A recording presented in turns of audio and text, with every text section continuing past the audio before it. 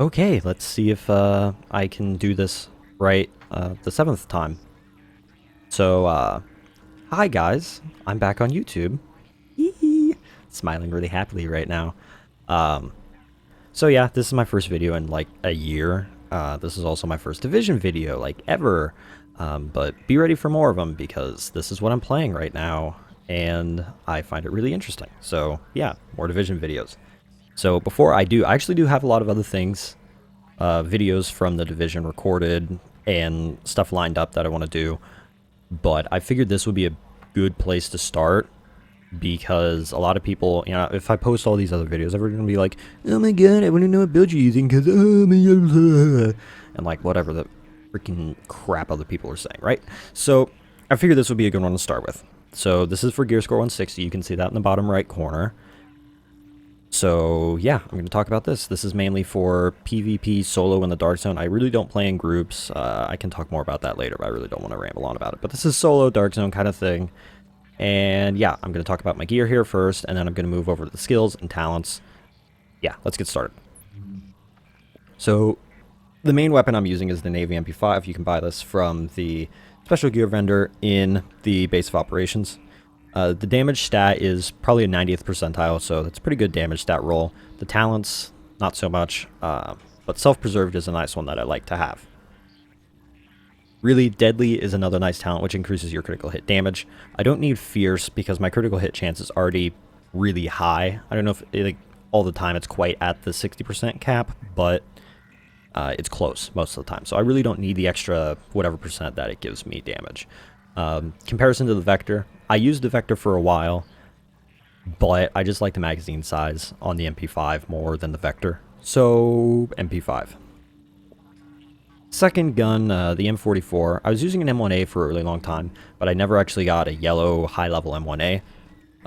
So this became my go-to sniper rifle, because, again, this can be bought from the special weapon, special gear vendor. In your base of operations for, around 150 Phoenix credits. Again, you can buy the blueprint. I didn't really spend a whole lot of time crafting the for talents or anything. I just wanted a decent damage stat, and I think, I'm at 85 percentile or something like that. Yeah, I really don't know anything about the talents here, and obviously I don't even have any of the two active, so yeah. Attachments, pretty much I'm just buffing magazine size, damage, critical hit chance, critical hit damage, and, whatever. The underbarrel on this gun is completely useless because, like I was saying, I was using a classic M1A before this, which didn't have an underbarrel slot, so I didn't have an extra underbarrel. So this is just the newest one that I have. On the MP5, the attachments, they're pretty much the same thing. If you want to go look at more, in depth, then go ahead, pause the video, look at them. But yeah.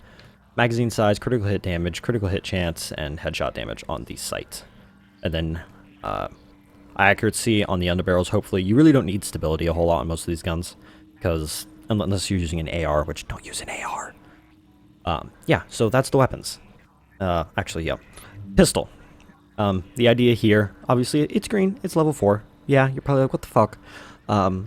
It's actually a really smart idea because I never use my pistol, and ideally, neither should you. So it makes sense to give yourself the shoddiest piece of shit pistol. That way it completely tanks your gear score. It will lower your gear score about 15 to 20, depending on what pistol you have normally. So that's how I can stay at gear score 160. Everything you see here is level 31, but my gloves are level 30. And then I have this pistol, and that puts me exactly at gear score 160. So if you follow this exact schematic with all level 31s, a shit pistol, and one level 30, you'll be at gear score 160. So let's talk about my DPS number. The DPS number, 156k, that's pretty good considering my other two stats, right? So there's three things that I have contributing to that. One of them being the vest. The vest is the only thing that I have that is natively plus firearms. And the reason I'm doing that is because I need the firearms plus stat to be able to activate self-preserved on my MP5, if you saw that, because it requires 1,417 firearms. So obviously, if I take off the plus 544 firearms, I don't have my self-preserved talent. That, and I think the balance is a little bit nicer with some extra firearms in there. But the other thing is Reckless. I know it's bugged. Don't hate.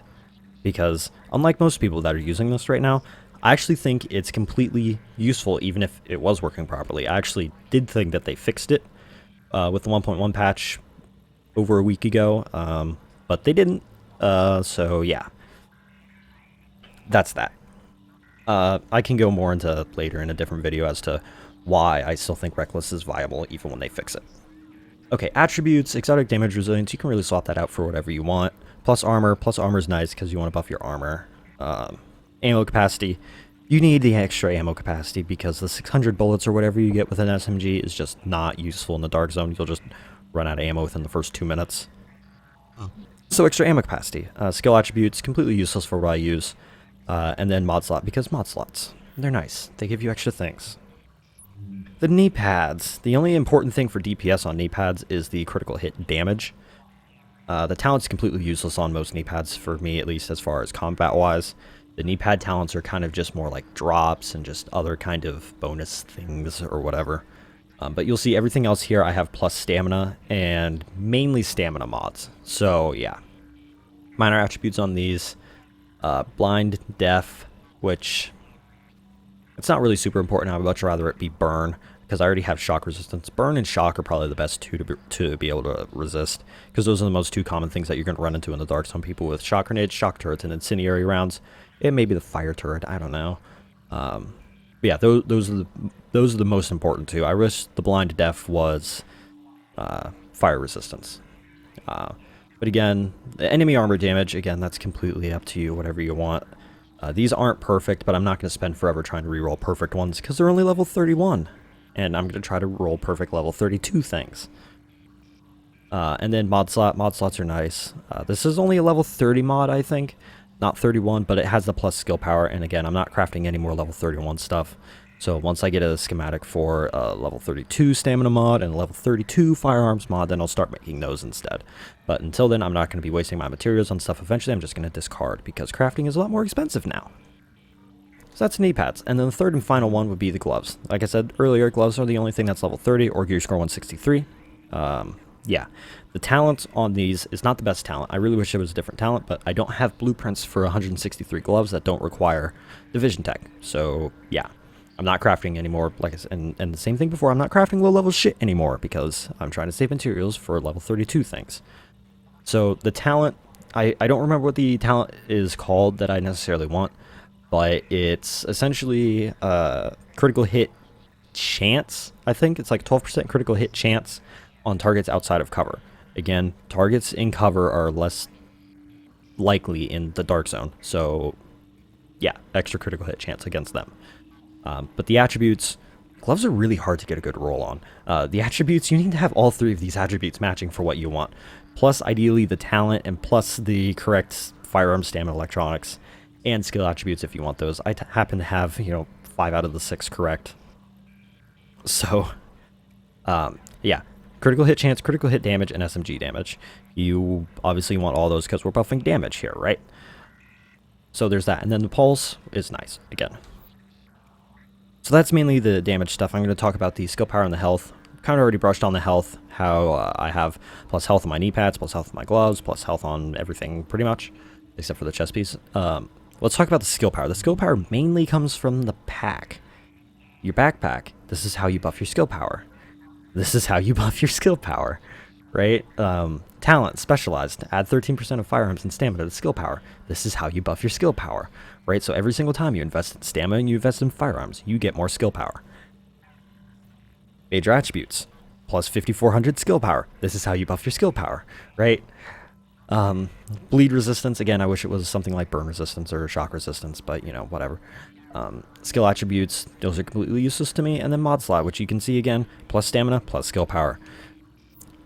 I don't always do plus skill power, but I do think it's nice to balance out the skill power with those things and whatnot. Mask, rehabilitate, I want to talk about that right off the bat. I never used this when it was bugged, but I still think it's probably the best mask talent. I really don't know a whole lot of other ones that stand out in my mind as being good. But yeah, like I said, this is good because of getting caught on fire. It pretty much negates any kind of status effect that you would get, and it helps you regen if you get blind deaf, right? So you're just regenning health whenever it's just lessening your weaknesses pretty much, because whether you like it or not, when you're shocked, when you're on fire, you're weak, and this is just negating that ability. So there's that. This is a plus stamina roll. The 575 is actually really good, I think. I don't think you can get above 580, or is it? I don't know. It's really close to the top for that. You can craft for level 31 thing. Major attributes plus skill power. Now, why the plus skill power instead of a mod slot? You can see I only have one mod slot. Because the plus skill power is better than you can get from any kind of mod, right?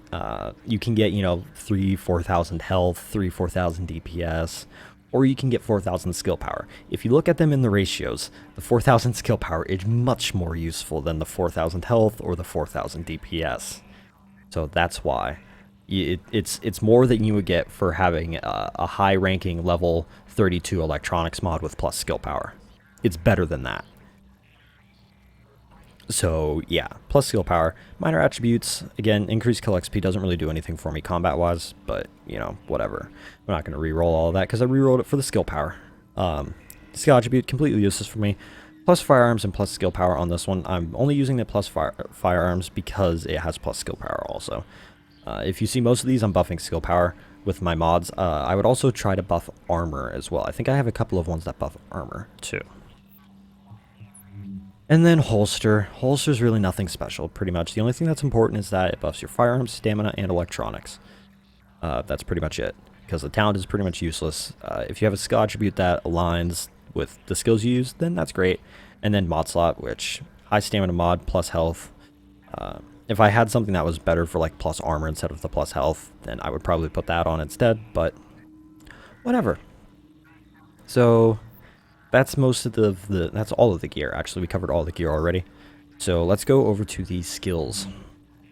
Right, so I'm using Pulse and First Aid. As you can see, these are pretty much the best two because they don't require any kind of like zone control, right? Let's say you throw out, a turret. You have to stay within the zone of the turret for it to be useful, pretty much, or the support station. You have to stay within the zone of that for it to be useful. Same thing with most of these. The sticky bomb, I just don't think that the sticky bomb does enough damage unless you're going complete skill power. And then again, mobile cover kind of limits you. Smart cover is nice if you're running in a group. That's definitely for sure. And then ballistic shield, I've just never used it, obviously, because my pistol is complete shit.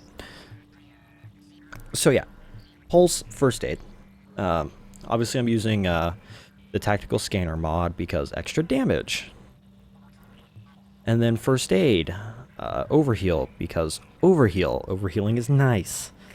So, and the thing with the Master one is when you use it, because the Master it has it like hang around. I don't know what if it says extends the duration. So you can pretty much once you use the heal charge, you can just walk in and out of it. You'll see me do that sometimes, and that's because you can heal yourself 4 to 5 times, depending on how fast you are, just by walking in and out of it. And if I'm healing myself for 47,000 health, multiple times, that's a lot of health. So yeah, and then Survivor Link, just because it's the best one. Like, Recovery Link is completely useless. Tactical Link, the damage buff's only 50%. So obviously it gets shot down by the 80% damage resistance that the Survivor Link does. Yeah, again, I'm playing by myself, so being able to just pop that in a very desperate situation is nice. And because my skill power is so high, I actually get a pretty decent cooldown time on it as well. So those are the skills. Let's talk about the talents really quick. You can see the 4 talents I'm using. I'm actually not using Adrenaline, which most people might find interesting. Critical Save, this one's really important. Actually, they're all really important. Critical Save, when you're using your medkit at low health, that is below, when you're in your last third of health, it increases your damage resistance by 40% for 10 seconds. Again, this is kind of much akin to the Survivor Link. Instead of getting 80% damage resistance, you get 40%. But still, 40% damage resistance for 10 seconds. Again, it's like a miniature Survivor Link. So, yeah, that's a really powerful one. Combat medic. Now, this one might be an interesting thing for most people because I don't play in a group. And this one is near allies to heal group members and proxies within 20 meters by 40%. The reason why you use this one is because it affects you as well. You get an extra 40% from your medkit. You get an extra 40% every time you heal yourself. So combine this with critical save, and I get below a third health. I pop a medkit, I get 40% damage resistance, and I go back to full health whenever I pop a medkit. Very, very powerful. Strike back. This one I could swap out for like adrenaline or something because my cooldowns have gotten to be very quick by themselves. But yeah, this is pretty much once you get to that low health segment again, in which you would activate the critical save by using a medkit, it reduces your cooldown. So generally, if you're going to do this, this means you don't have your first aid ready, you don't have your pulse ready, because you've used them already. If you're really just taking that much damage and flak, yeah, so this just helps you get them back quicker, which is nice. And then, last but not least, One is None, just because One is None is like one of the best talents in the entire game, so I'm not going to deny that. Yeah, again, every headshot you have you have 1 in 2 chance of getting the bullet back. So, you know, you can extend your mag by 50% by landing pure headshots. It's very good. So, yeah, that's pretty much it. Let me know what you guys think about the build. Hopefully you guys are ready for Division videos, because that's, like I said before at the beginning, that's what I'm going to be posting. I already have some pretty cool stuff lined up, like this massive 30 may be exaggerating a little bit, but this massive rampage that I got earlier, pretty much using this build, where I just PvE the entire server at once, or PvP the entire server. Oh, I can't think. Where I PvP pretty much the entire server by myself. And, you know, I got a bunch of other stuff too, and I'm really looking forward to doing more stuff on this game and just talking about the game, letting you guys know what I think, and everything else. So stay tuned for that. More of it's going to be coming. I know this video has been pretty long, but, you know, I'm back, and I've really recorded this like 10 times. Maybe 10's a little bit of an exaggeration, but something's always gone wrong. So, yeah, I figured I'd just get it right this time. Not leave out anything. I don't think I have, so that's nice. I'm going to go now. I hope you guys have enjoyed the video. Yeah, I'll catch you guys later. See ya!